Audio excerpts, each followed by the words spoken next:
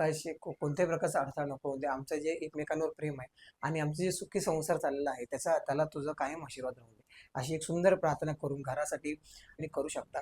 हे झाल्यानंतर त्या ठिकाणी तुम्ही शक्य असेल तर 2 किंवा अनेक आंबे त्या ठिकाणी घेऊन जाऊ शकता, पण सोबत गहू मात्र नक्की घेऊन जा. आणि हे सर्व झाल्यानंतर बऱ्याच ठिकाणी तिथे असलेल्या महिला ह्या एकमेकांची ओटी भरतात.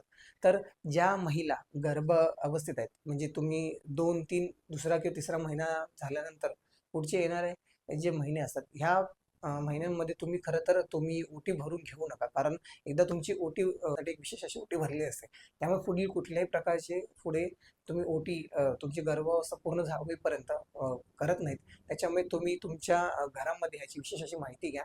पण गर्भावस्थेतल्या महिलांनी ह्या गोष्टी सांभाळलेल्या अतिउत्तम. त्यासोबतच आजच्या दिवशी तुम्ही शक्य असेल तर संध्याकाळी 7 नंतर चंद्राचं दर्शन घ्या.